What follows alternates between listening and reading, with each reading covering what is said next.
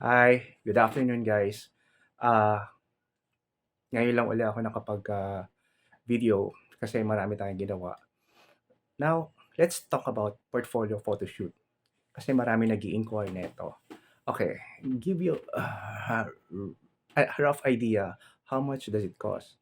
By the way, before that, ang portfolio photoshoot ginagawa yan minsan ng mga gustong pumasok sa pag-aartista o kaya yung gustong mag-model o yung basta gustong pumasok sa TV, sa showbiz. Pero may iba na gusto rin talaga magkaroon ng portfolio photoshoot para lang just for their own private collection. Kasi nga naman, syempre, there, minsan lang natin makikita yung sarili natin na glamorous, sobrang ganda na parang celebrity sa isang picture, sa isang portrait, no? So, ganito yon. Roughly, umaabot siya around 25,000 to 30,000. Yes, medyo gano'n ang price niya. Kasi ganito, let me explain.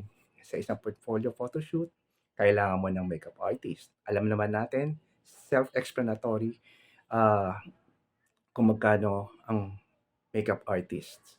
Ah, Nagre-range yan from 3,000 to 5,000 depende.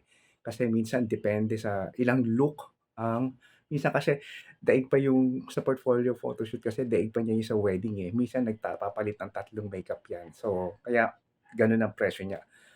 Roughly around 5,000 to 7,000 gano'n, kasama na yung buhok, 'no. So, of course, kailangan mo ng stylist. Ang stylist, ang ginagawa niya kasi is, normally fashion stylist or celebrity stylist kung nakakarinig kayo ng gano'n.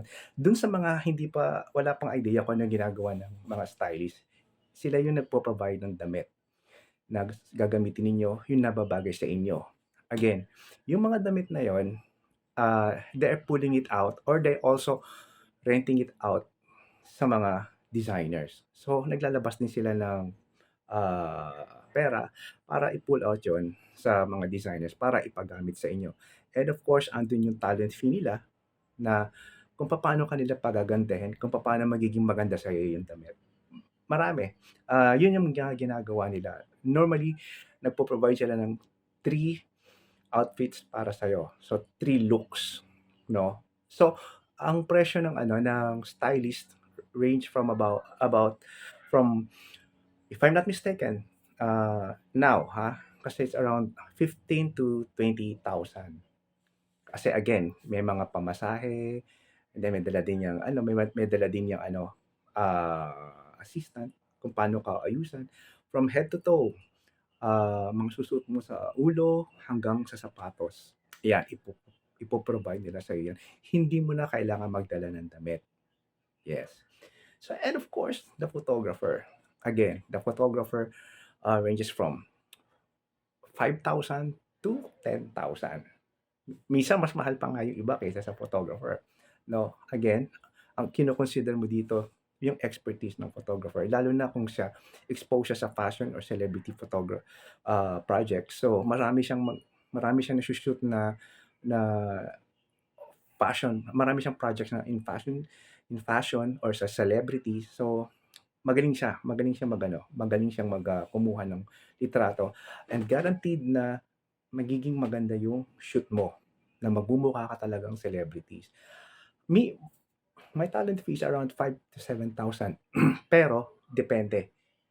Kung outside Metro Manila medyo magdadagdag ako kasi siyempre pamasahe or gasolina and then may dala akong assistant. Dapat kasi may assistant yung photographer lalo na pagka out of town na, 'no. But then again, all of these things, nandun yan kung meron ka ng contact, kung meron ka ng kakilala na puwedeng mag-provide sa'yo nito. Yun naman ang the best, eh, 'di ba? So, yun yung mga yun yung mga, idea, just to give you an idea kung ano yung portfolio shoot. Kaya pag-isipan niyo. Pero ako, I highly suggest na magkaroon kayo ng portfolio photo shoot para sa inyo, para kasi remembrance niyo 'yan. Sinasabi ko sa inyo 'yan, hindi naman tayo bata all throughout. So, magkaroon kayo ng magandang photoshoot, okay 'yan, na puwede niyo i-display 'yan sa bahay ninyo.